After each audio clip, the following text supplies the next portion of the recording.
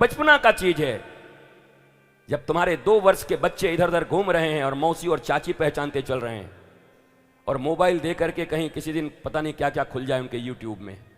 आजकल तो ये बोलते हैं गुरुजी इसका 2 साल उम्र है, यूट्यूब खोल लेता है। वो कुछ और ना खोल ले, देख लेना ध्यान से, ध्यान रखना, यूट्यूब खोल ले रहा है। अरे तुम्हारी बात, मां के रूप में तुम असफल हो इसलिए मोबाइल से बच्चे पाल रहे हो।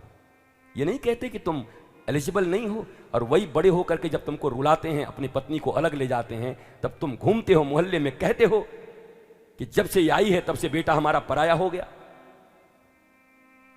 तुमने पाला कैसे था उनको? मोबाइल से। राम, अब ठीक है राम जी के समय मोबाइल नहीं था तो ठीक, नहीं तो वो भी बेचारे खेलते ही थोड़ी बहुत। भगवान ठाकुर, हमारे ठाकुर माखन कम चुराते, मोबाइल ही चुरा लिया था, क्या पता। ठाकुर जी ऐसे ही हमारे विनोद कर रहे हैं। लेकिन देखो मोबाइल तुम्हारे पास है, देखो मेरे पास भी तो लैपटॉप है, मोबाइल है, सब रखा हुआ हूं मैं। सारे जो बहुत एडवांस गैजेट्स होते हैं मैं आ ही जाता है मेरे पास। तुम्हारे पास दूसरे दिन आएगा एप्पल का कोई भी चीज, मेरे पास पहले ही दिन आता है, पहुंच जाता है। असमर्थ नहीं होते धार्मिक लोग, असमर्थता तुम में होगी। तुम्हें बजट बनाने होंगे, प्लानिंग बनाने होंगे, हमको नहीं बनाना होता, हम मौज में रहते हैं। क्योंकि मैं जगत के पीछे कम और जगदीश के पीछे ज्यादा रहता हूं, तो हमारा ख्याल भी जगदीश रखता है, जगत का पिता रखता है। आप भी चुन लीजिए ना, क्यों नहीं चुन लेते? जलते क्यों? जेलसी क्यों है आपके भीतर में? गालियां क्यों देते हैं आप? किस बात के लिए गालियां देते हैं? मैं यही तो पूछ रहा हूं ना। अगर एकेडमिक क्वालिफिकेशन है तो आप हमारी बात करो, आकर हमसे बातचीत करो। यार तुम तीनों को तो मैं पक्का मेडल दूंगा भी, ये जो तीनों बीच में बैठे हैं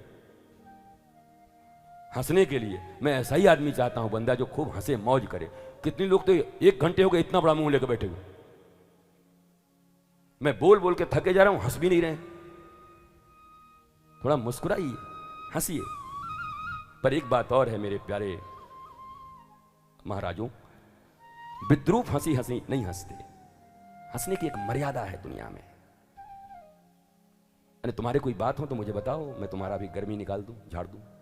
बोलो, अगर कोई तुम्हारे भीतर में कोई ज्यादा ज्ञान हो, कुछ हो तो बोलो। हंसी भी मौज की हंसी हंसो। ये विद्रूपता तुम्हारे लोगों को महंगा पड़ेगा। तुम्हारे आसपास के छोटे छोटे बच्चे देखेंगे जो तुम्हारे ही खानदान के शायद होंगे, तुम्हारे घर वाले कोई, तो जिसका बड़ा भाई हो शराबी, छोटा पिए तो क्या हो खराबी। बोलेंगे जब यही ऐसे रहते हैं, कथाओं में भी इनका यही हालत है, तो तुम्हारे खानदान के लोग कैसे बनेंगे बताओ। कोई बात है तो खड़े हो जाओ, शेर के पास आए हो। दुनिया में शायद ऐसी कोई चीज नहीं हो जिसका जवाब तुमको ना मिले, तुमको मिलेगा।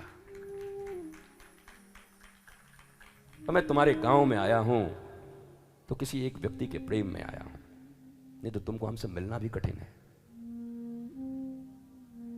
मैं जानता हूं तुम कौन हो, तुम्हारा हमसे मिलना भी कठिन है। महीनों तक विदाउट अपॉइंटमेंट मिल नहीं सकते।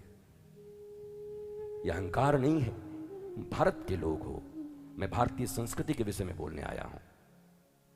भारतीय संस्कृति तुम्हारे भी आने वाले औलादों को जरूरत पड़ेगी। तुम्हारे माता पिता, भाई बहन, पत्नी, पुत्र, मित्र, नातेदार, सबको जरूरत पड़ेगी। श्रद्धा के 32 और 36 टुकड़े हो जाते हैं। हमारी तुम्हारी बहनें हैं ना, उनको ठीक से भारतीय संस्कृति का ज्ञान नहीं मिला, इसलिए 36 टुकड़े हो जाते हैं उनके। कोई भी व्यक्ति, हिंदू मुसलमान की फिर बात नहीं है, मैं कहता हूं कोई भी व्यक्ति झूठ बोल के बेटियों की जिंदगी बर्बाद करे, सजा का पात्र तो वो है। पर मैं ये भी कहता हूं, क्या भारतीय समाज और माता पिता भी कहीं विद्या देने में चूक नहीं गए? क्या मदालसा बनाने में चूक नहीं गए? उर्मिला बनाने में चूक नहीं गए? सती अनसुईया की तरह उनको शिक्षा नहीं दिया अपनी बेटियों को?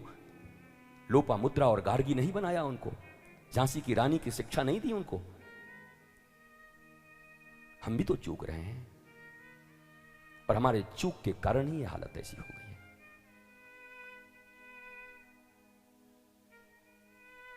विषय बड़ा गंभीर है। ये बात अलग है कि कृष्ण मुस्कुराते हैं, तो मुस्कुराते मुस्कुराते सब सीखना है। एक तरफ गंभीर हैं, एक तरफ मुस्कुराने वाले हैं। राम कृष्ण दो एक हैं, अंतर नहीं निमेष। इनके नयन गंभीर हैं, इनके थोड़े चपल विशेष। वो थोड़े गंभीरता में रहते हैं, थोड़ा आंख मटकाते रहते हैं। हमारे ठाकुर जी हैं तो एक ही। राम का कोर्स जिसने पढ़ लिया हो वही कृष्ण को जान सकता है। राम के जमाने में उतनी सभ्यता नहीं थी, भगवान सभ्यता बनाने आए थे, मर्यादा पुरुषोत्तम थे। कृष्ण के जमाने में सभ्यता तो थी, बुद्धि तो था, लेकिन बुद्धि का प्रयोग लोग सूढ़ तरीके से कर रहे थे षड्यंत्र के लिए। इसलिए ठाकुर ने सैकड़ों बार झूठ बोला, शिखंडी खड़ा करके भीष्म को मरवा दिया, गुरु द्रोण को झूठ बोल के मरवा दिया ठाकुर जी ने। भगवान ने इतना बोल्ड भगवान शायद आज तक कभी ना आया इस पृथ्वी पर। वो खुलेआम कहता झूठ बोल, जाके झूठ बोल। और बोला महाराज आप भगवान है। बोला हम भगवान है, तेरा क्या हुआ? हम बोल रहे हैं ना, जा, फिर भी हमारी पूजा होगी, फिर भी गीता लिखी जाएगी, हम तो छोड़ के भाग जाएंगे युद्ध से, फिर भी हम रणछोड़ राय के रूप में हमारी पूजा होगी, क्योंकि हमारा उद्देश्य धर्म की स्थापना और मानव का आनंद है। मेरा उद्देश्य अगर सही है तो रास्ते इधर उधर भी होंगे तो काम चल जाएगा।